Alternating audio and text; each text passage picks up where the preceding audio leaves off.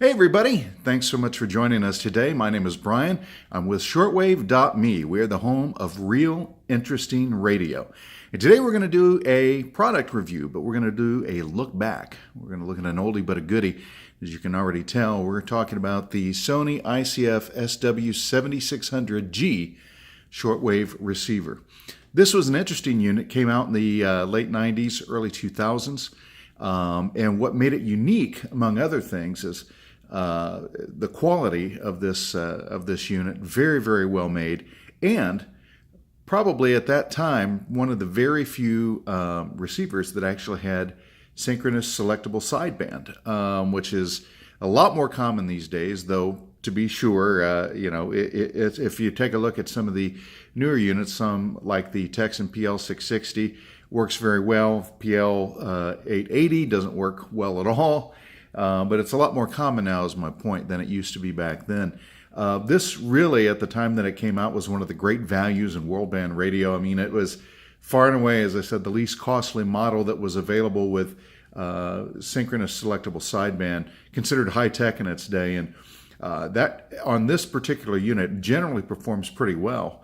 And it would allow you to help reduce adjacent channel interference and, of course, selective fading distortion on world band and all the other things that you would come to expect from synchronous selectable sideband. Of course, it would also do that on long wave and on regular AM stations as well.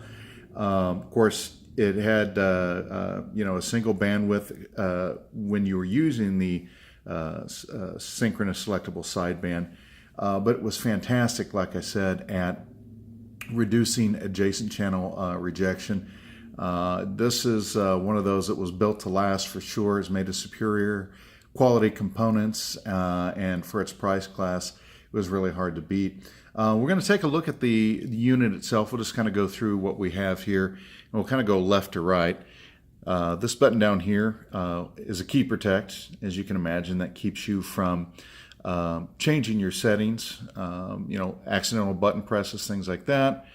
Up here you had standby memories and timer memories. These were kind of, for lack of a better word, these are what you would use when you wanted to get to your two favorite stations quickly.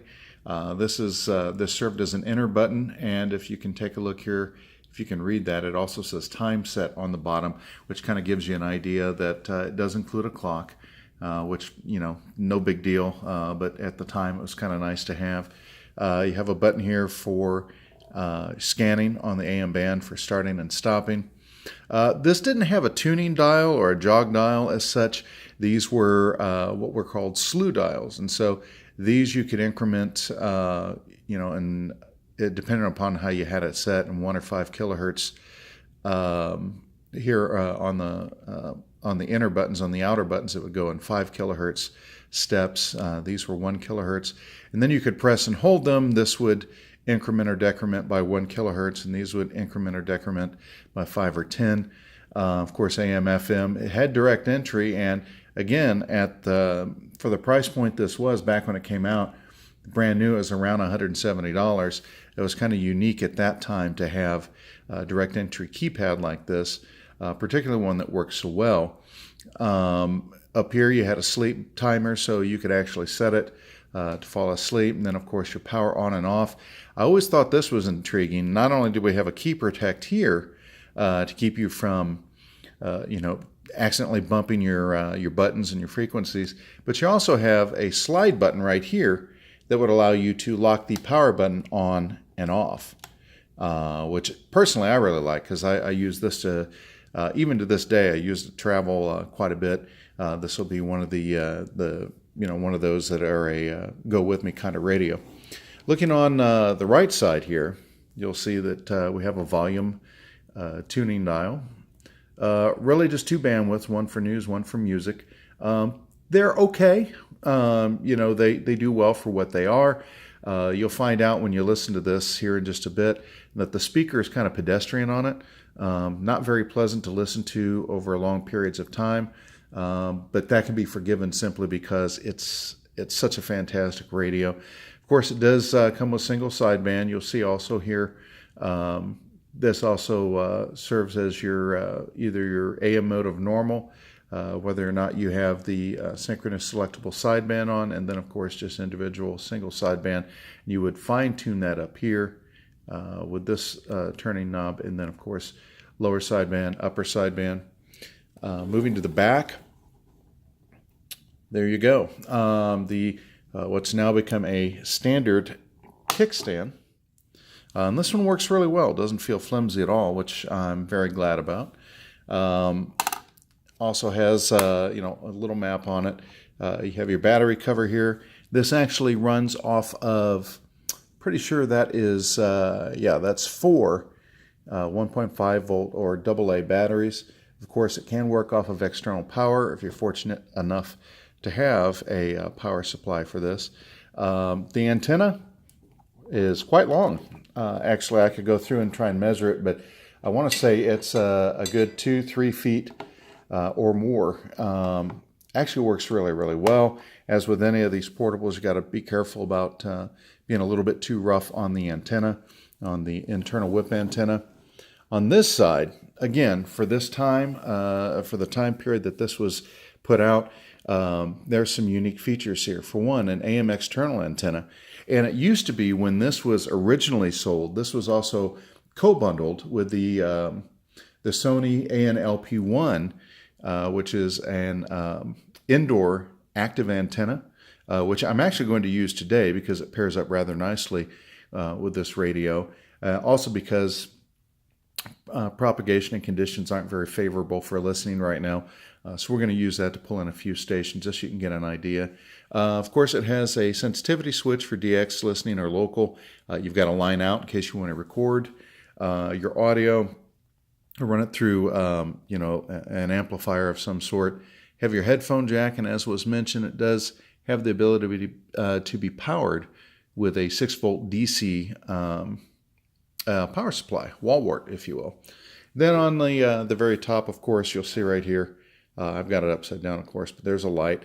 The light on this is, to be kind, a little dim, meaning it will give you the basics, your time, and just a very faint glow of what your frequency is. It doesn't stay on long.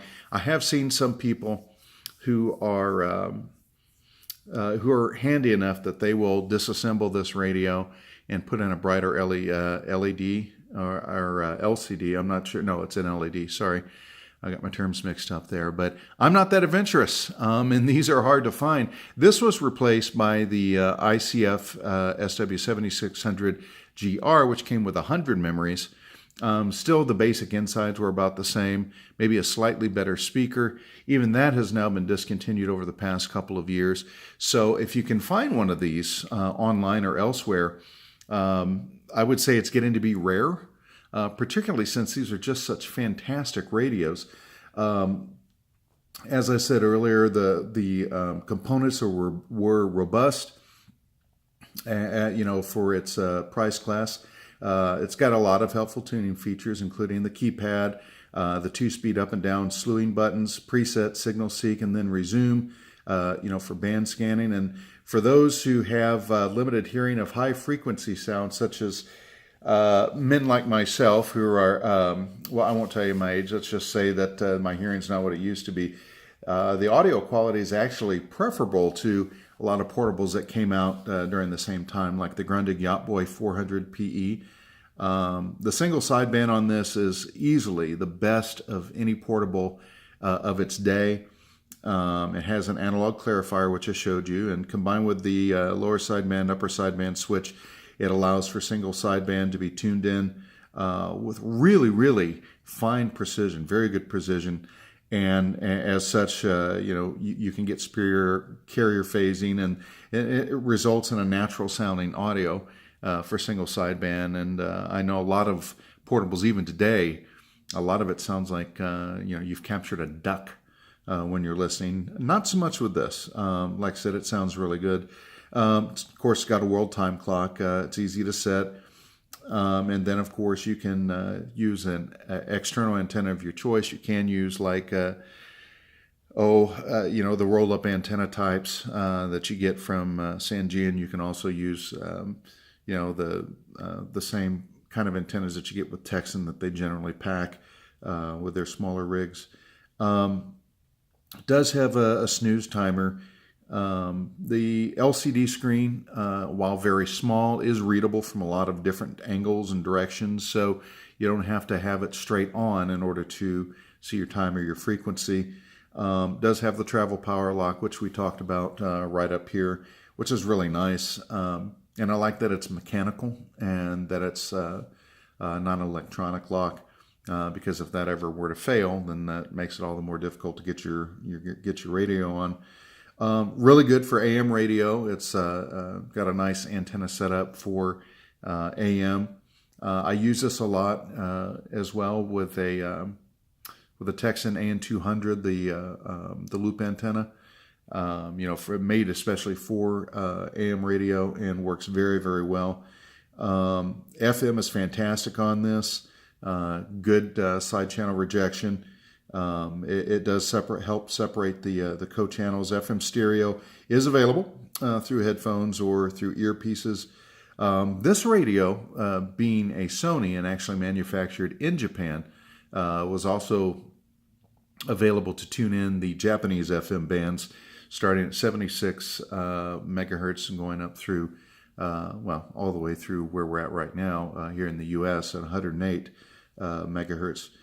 Great battery life. It does have a weak battery indicator, which is kind of nice. It'll flash on and off the screen. It's on the right-hand side of the screen right here. You might even be able to see a ghosting image of that.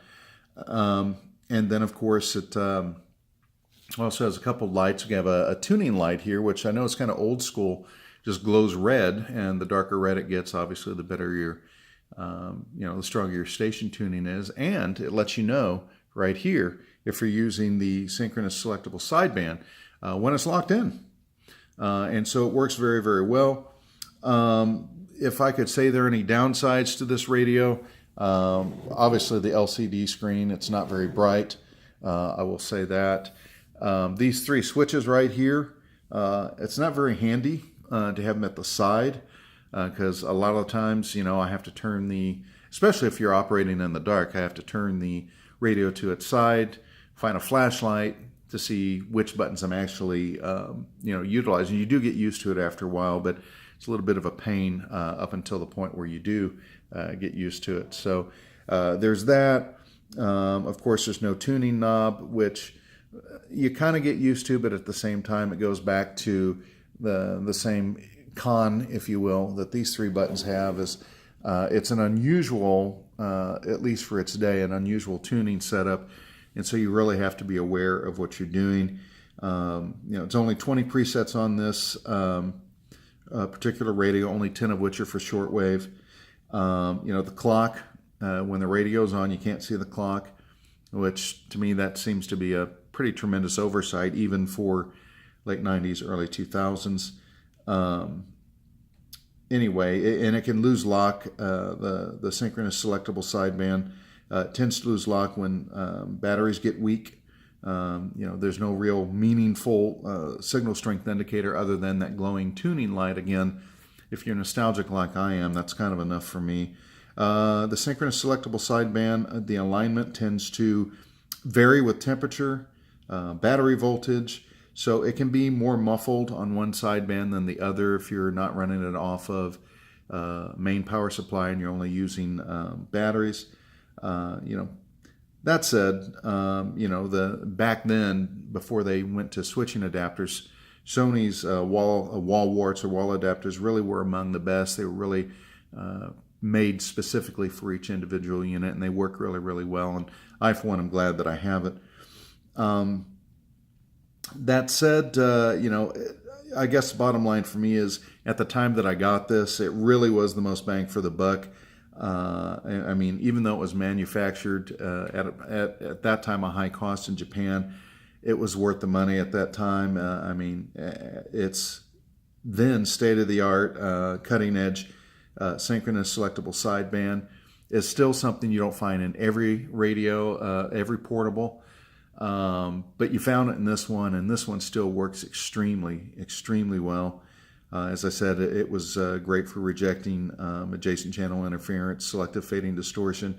Again, the speaker's kind of pedestrian. I'll let you hear it here in just a moment. But, having said that, overall, I would highly recommend this if you go looking for it on an auction site, such as eBay or on Craigslist, and you're able to find one in good condition and it's reasonably priced, I'd snap it up. I truly would. Real quick, we're just going to give you a quick listen to it here. We are going to use the Sony ANLP1 antenna controller just simply because the conditions are not really great right now as far as tuning the shortwave bands today. But as I said, we're going to go ahead and give it a go.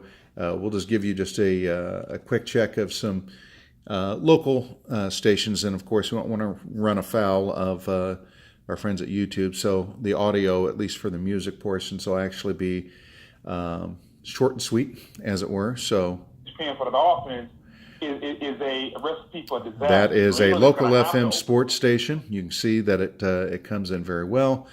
There are other obviously other radio stations locally here too that we can try. We'll try this one. Filled with country's biggest stars. Hey everybody, I'm Kenny Chesney. And so again, the audio is not bad on this. It's just not. If you're looking for the audio quality of Texan PL880, Yacht Boy 400 PE, or heck, even the Texan PL660, it's not as good comparative to those, but it works. It actually works very well. Let's see here. We also have, of course, it'll do long wave. I didn't really mention that since that's not really a thing so much here in the United States these days. Looking for decent AM station here. You're down 14-0. It would have been really easy to panic, maybe even pack it in, get ready for the next week. AM here, we don't really have a lot of AM stations locally. But we do have a few, and it does well. Like I said, I generally will pair this up a lot of times with my loop antenna, the Texan AN200. The passive loop that you sit next to your radio and move around a little bit, and it helps in drawing in the AM signals. But let's, this is a program about shortwave, so let's take a look at some of the shortwave that's available out here. Now, again, conditions aren't grand, but we'll see what we can get. This is 11930.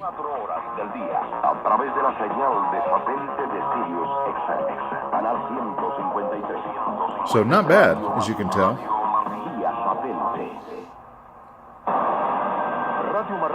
And of course, that's Radio Marti. All right, and then let's check out our next frequency here. We'll go 12050. Whoops. Got to be smarter than the buttons, I suppose. Okay, that one was alive just a little bit ago. It's no longer alive. Let's check out another one. We'll do 13670. I wrote a couple of these down. Make sure there was actually, hopefully, something on these stations. And of course, as you can tell, some of these are already gone. You've already gotten kind of an idea of the sound of it, and that's really what I wanted you to hear more than anything else. For kicks, I will try, let's see if we can find CHU.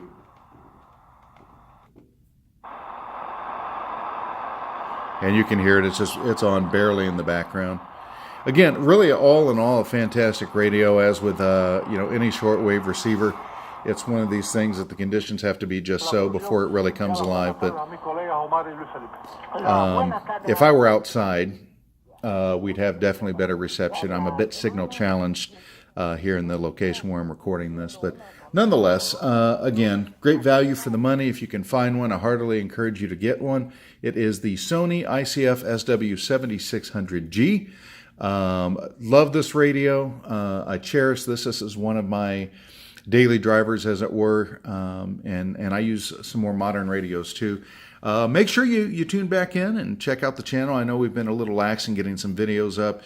It's actually been almost a year since our last video, and I figured we'd go ahead and put one or two up in the immediate future since we've got the time to do it. Again, my name is Brian. We are Shortwave.Me. We are real, interesting radio. Thanks much for checking us out at 73s.